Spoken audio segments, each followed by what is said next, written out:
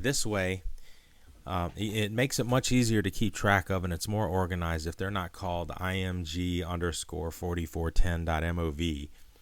When you get to working with a lot of clips, it can get pretty frustrating looking for what you need to find. So go ahead and name them from the beginning after you bring them in and call everything what it is. Once your clips are named, you can begin the process of selecting which ones to put in the timeline and in which order. If you can, try to decide which one will be your opening sequence.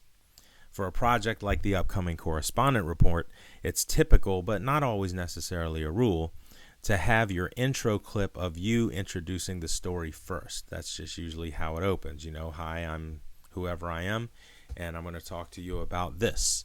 So I know I have one of those in this behind the scenes of the Bulldog Bulletin. So that's what I'm going to do. I'm going to work with Langston's intro and put that in this project. Your next move is to decide the beginning and end points of the piece of the clip that you want to put in it. There are several ways you can do this. The first technique is to drag the playhead across the clips in the window above them, okay, up here at the top, and press the I key to mark your in point, then scroll to the end of the selection and press the O key to mark your out point. Okay, so let's do that first. So right now I have the clip selected.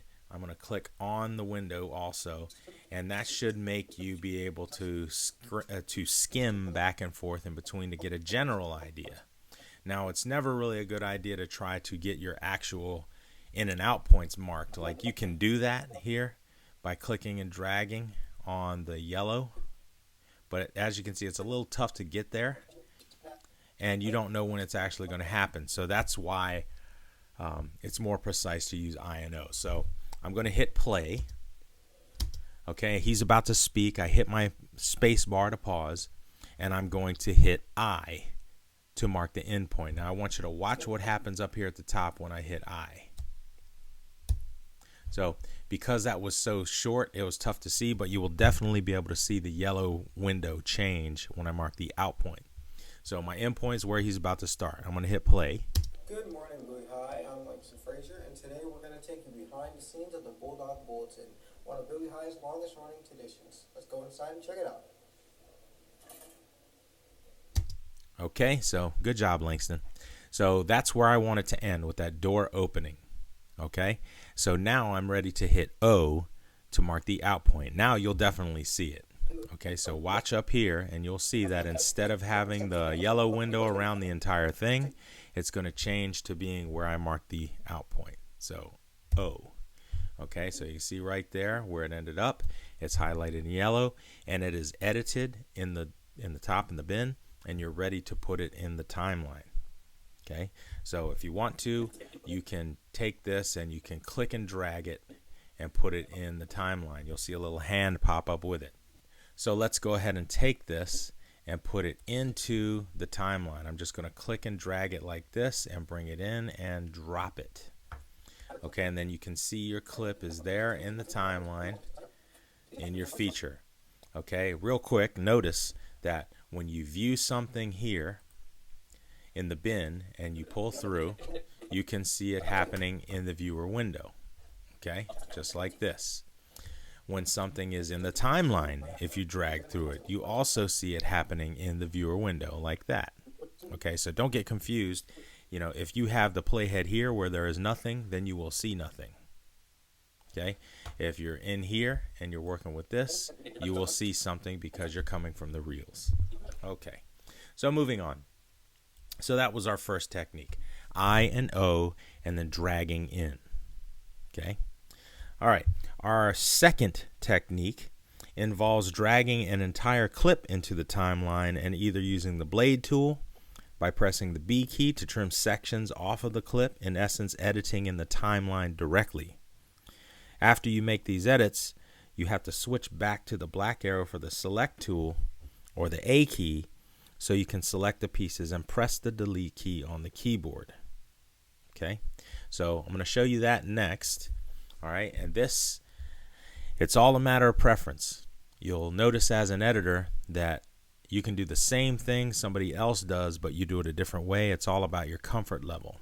So to recap, the first clip we brought in with Langston, we did it by clicking I for an in point and O for an out point and then dragging it in. So we're going to do something different this time. And this time, instead of clicking I and O, okay, I'm going to set this back. Oops. I'm going to set this back to the whole clip, and I'm going to drag the entire thing in. Okay, so while you have clips in the timeline, you can put the edge of your cursor right on the edge so you see this little icon, and then you can start trimming by clicking and dragging. So if I pull like this, you'll see that I'm getting to the same part, and I'm waiting for the pictures of the Fox News studio right there and letting go. Then when you get to the end, you would have to trim this way.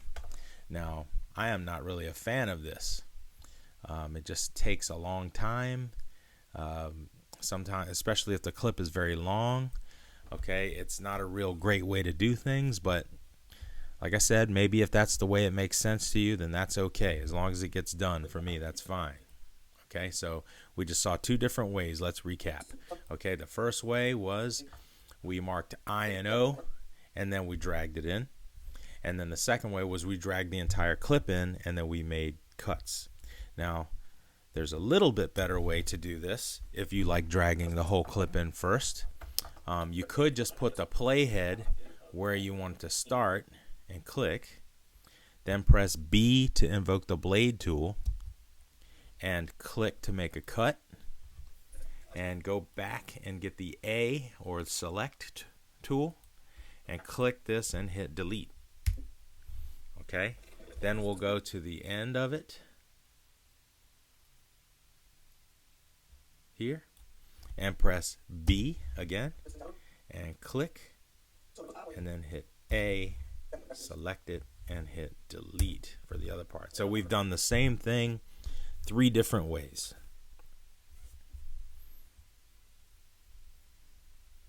Now the good thing about this is once things are in the timeline, let's say maybe you trimmed off too much and you want to add a little more.